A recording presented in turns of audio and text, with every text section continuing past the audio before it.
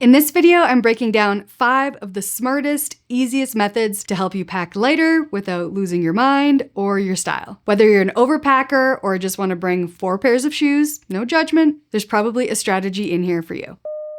First is the pile and prune method. This works great if you always start with too many clothes. Start by laying out every piece of clothing you might want to pack. Don't hold back. If it comes to mind, just pull it out and put it on the bed. No judging yet. Once it's all laid out, you'll probably realize it's way too much, and subconsciously you might be a little embarrassed with yourself, but this is a good thing because it's going to motivate you to want to pare down to a reasonable amount of outfits. Then once you've got all of your items that you might want to bring, start thinking in terms of a capsule wardrobe. Look at what you've got. Do the colors and patterns go together? Are the clothes comfortable and still useful for your trip? For this, the 3x3x3 method is still the best place to start. This is 3 bottoms, 3 tops, and 3 layering pieces. Or essentially, 3 bottoms and 6 tops, which gives you a lot of mix and match options. If this is a struggle for you, get as close to this as you can. So you might end up with maybe 4 or 5 bottoms and maybe 8 tops. And that's okay, because this is a process and it takes time. If you can get to this point though, you're really close. Once you're close enough, stop there, grab everything else that you need to pack, and then see if you can fit all the clothes that you want to bring. You might have room for it all, you might need to remove 1 or 2 items, or you might still only have room for the 9 original pieces. It's all about being flexible here.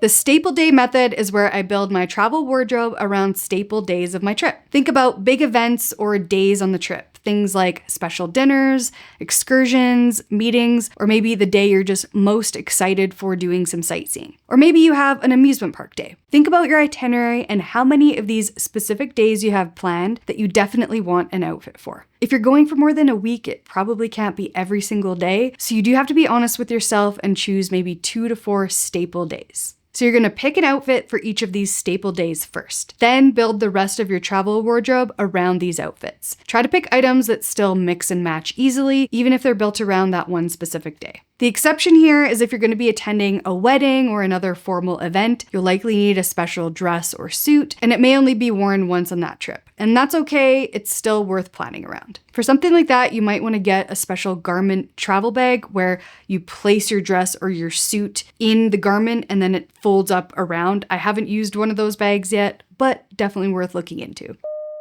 If shoes are your weak spot when it comes to overpacking, try flipping your process. Pick your shoes first. For carry-on travel, the ideal number is 3 pairs of shoes, or ideally 2 if you can, where you wear 1 and then 1 or 2 pairs get packed. But if you absolutely need to bring 4 pairs of shoes, decide on those first and then choose your clothing based on what matches the shoes. The trick is, shoes can completely change the look of an outfit. So if you're clever about your shoes and maybe a few small accessories, you can get away with packing fewer clothes overall. So if shoes are your pain point and something that you cannot sacrifice, you can technically get away with packing less clothing. It's not easy, but something to try for my shoe lovers out there. You know who you are.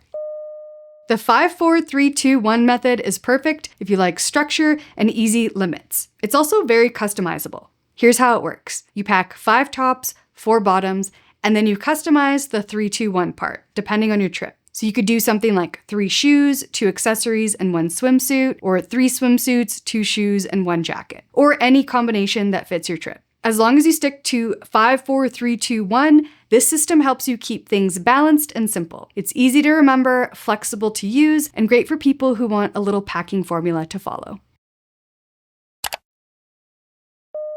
The traffic light method is great for people who like to see things laid out visually. It originally comes from how students study for school. This idea is simple. You focus the most time on things that are the hardest for you, instead of spending time on stuff you already know how to do.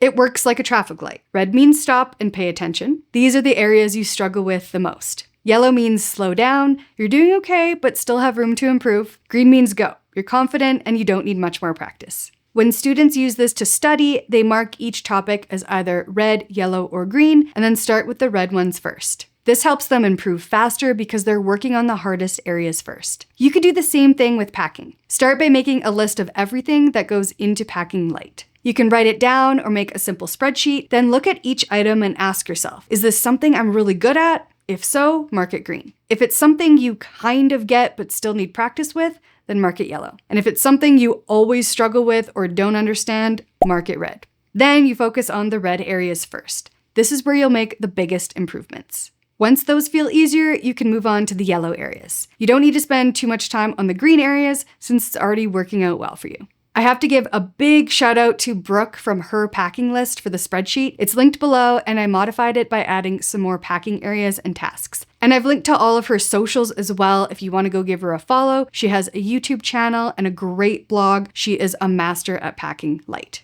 That's going to be all for this video. Drop your favorite packing methods below, and if you want more tips like this, be sure to sign up for my email list. Thank you so much for watching, and we'll see you in the next one.